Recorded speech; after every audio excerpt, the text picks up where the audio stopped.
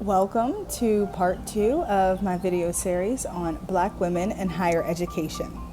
I will be reading an excerpt from a book entitled I'm Still Here by Austin Channing Brown. I advise all of you to read this book. It is not specifically related to Black women in higher education, but this one excerpt it fulfills what I want to say and why this project is important to me. Page 53. But Professor Big Math was different. One day, while illustrating a point regarding business planning, she decided to use the example of opening a beauty shop. Our conversation moved along as usual until Professor McMath made an analogy to getting a relaxer. My head snapped up in recognition, but all the white students looked toward the lectern completely baffled, excuse me. I was the only one who understood the reference. I smiled at Professor McMath, while she feigned surprise at the other students' confusion. Come on, y'all. You don't know what a relaxer is, right? They continued to stare blankly at her until she explained that some Black women chose to get a relaxer, which is sort of the opposite of what happens when white people get a perm.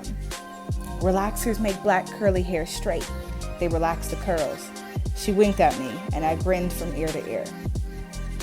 I relished the sense of belonging I felt in her classroom. Suddenly, I wasn't content to feel like I was attending a college made for someone else. I paid tuition like every white student. Something was stirring inside, and there was one particular experience that caused it to burst out in full. That is all. Welcome to part 2. Hello, good people. My name is Simone Freeman, and this is part 2 of my own personal passion project that centers around Black women in higher education, specifically in leadership positions, but all are welcome. So if you weren't able to watch my very first video, I advise you to go back. It's just one video, but it talks about the purpose of this project, which is to honestly help me personally reconcile my presence within higher education. Oftentimes I feel like it doesn't matter how good of grades I get, it doesn't matter how much effort I put into my education, that I still don't belong. And so this project, which does fulfill a requirement for one of my classes, is really about trying to understand, where do those feelings come from? It's deeper than just my own emotions, but has society actually built education to be for people like me or people like you or whoever may be watching this video? And through these examples, through this research, I hope to find healing. So, welcome to part 2. So I think it's really important to figure out how we got where we are today. So the purpose of this video is to kind of give a brief overview of the history of higher education, but with a focus on Black women. Okay, so who was higher education made for? So when I refer to higher education, I'm speaking of anything that would be like post-high school, anything that could be such as like a college, community college, graduate school, or even like a doctoral program.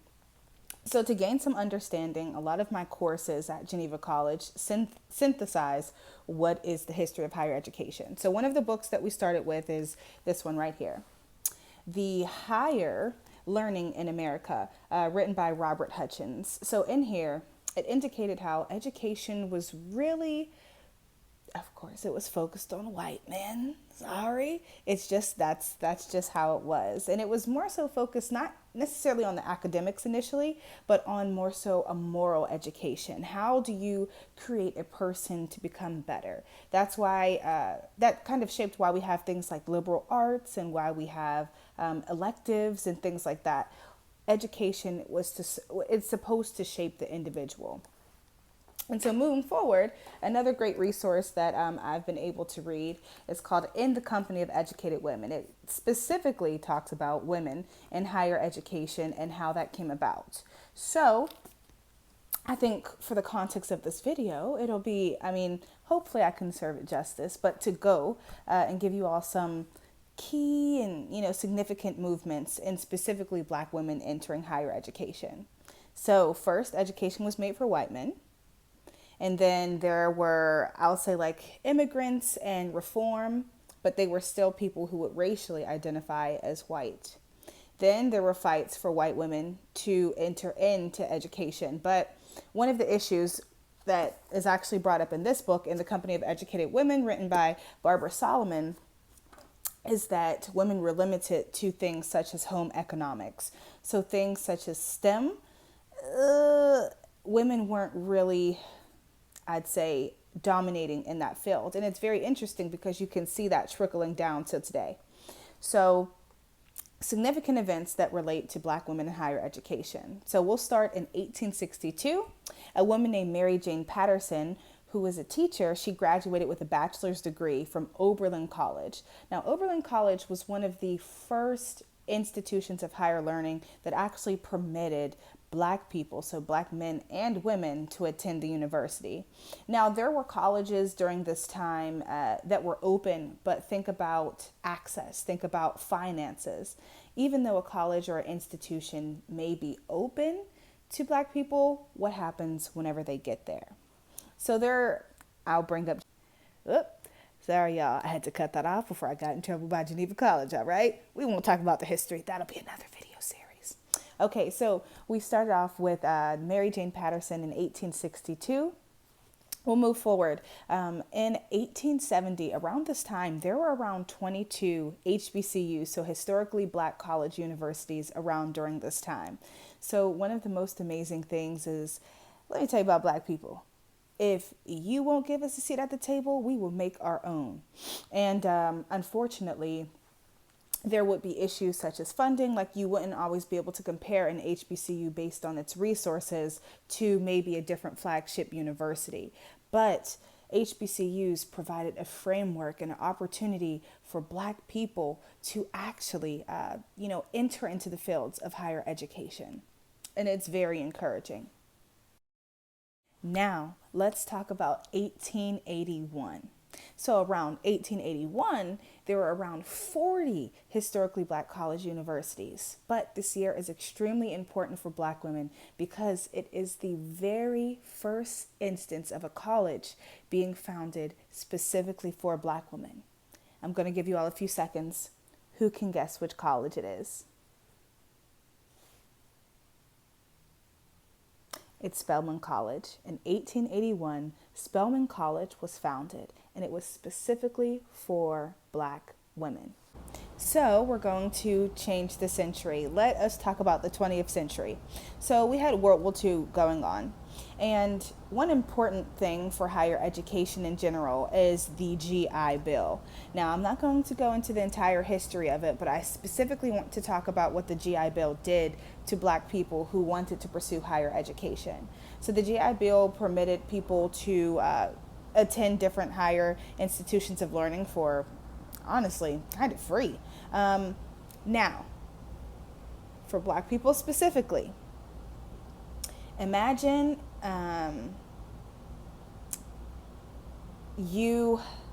this is still during the 20th century. So we still have issues of racism. We still have the civil rights movement. We still have issues.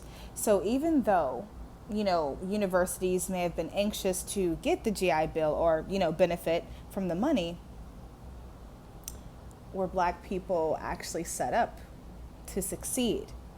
So the issue is that a lot of individuals who received the GI Bill were not permitted to attend many HBCUs because there was an accreditation process that was, upheld by the government. So it limited black people in that regard, because even though they had, they had this benefit, they had the GI Bill, were they able to get into the institutions of higher learning that they desired to go into? So, of course, there are hundreds and hundreds of different events in history that contributed to black women in higher education. But for the sake of this video series, I can't talk about it all. So hopefully the events that I've named have provided some kind of framework of understanding to know this is where we came from and this is where we are now. So I'm going to read a few statistics from you. Now, these are just things that are found from like the U.S. Department of Education. I have all of the resources, all of the links. If you'd like me to email them to you, I will leave the links to some of the documents, but also I'll leave my email if you want the entire list of information that I had. So we'll talk about the 21st century. So current day. So from 2000 to 2018, college enrollment rates among 18 to 24-year-olds increased for those of who were Black. So it was from 31% to 37% within the last 18 years. Well, give or take. Now, Black students made up 12% of the student population at four-year public institutions and 13% of the student population at four-year private non-profit institutions. That is taken from the U.S. Department of Education, but that was from 2016. Now, let's talk about specifically Black people as professors or in specific leadership positions.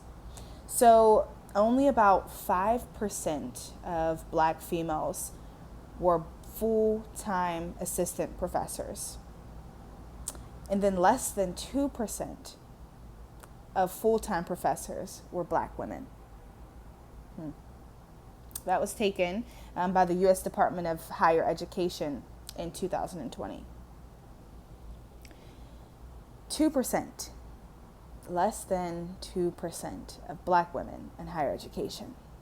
So if you go back to that opening passage that I read from Austin Brown's book about belonging, and how seeing herself in her curriculum and her professors made a significant difference.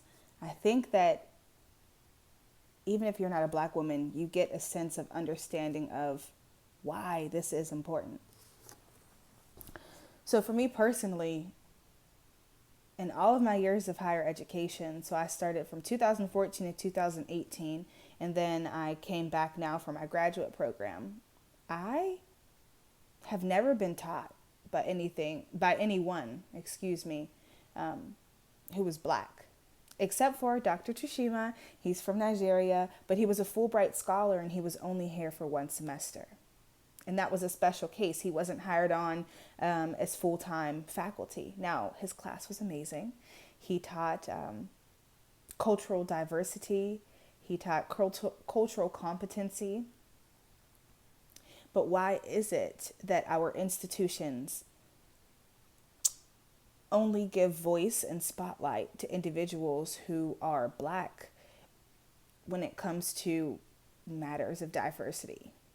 Why do we not have more? I go to Geneva College. I question, why don't we have more Black women that, fulfill biblical studies roles or student ministry roles or within the STEM field? Why is there not more representation? So when I think about, has education truly been made for me? I think about my experiences and who I've been exposed to, and just think about it. If we think about a young child, if a child is like, oh, I want to be a firefighter when I grow up, what representation do you believe that child has seen to inspire them to want to be a firefighter? They've seen something.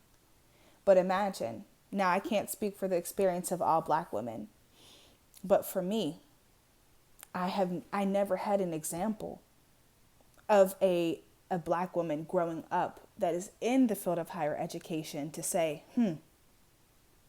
I want to be like her when I grow up. So of course, the lack of representation perpetuates this imposter that I talk about, that I will continuously mention. We need more of us. Thank you. So as I wrap up part 2 of my 4-part video series, whoever's viewing this, whether you can relate to the content or you're curious about the content, I thank you for watching this video up until this point. But let's start to think about what are ways that we can reshape or reframe the college experience for individuals who may be of minority status on certain campuses. What is it in our institutions that give voice to a specific kind of person and value their experience over another? What do we need to dismantle or change to create a better experience and a better learning institution and a better society for individuals that look like me or look like you? All right. So in part 3, I'm very excited for this. I have one of I consider her a sister, even if she doesn't claim me. But video 3, part 3, focuses on Black women, specifically in leadership positions. So me, I'm still a student right now, and I really wanted to give voice to true, honest, and current experiences of Black women in higher education and leadership, and as it relates to higher education. So we may talk about mental health, we may talk about the imposter syndrome, we may talk about whatever. I'm excited for the interview. I hope to see you next time. Thank you for joining me.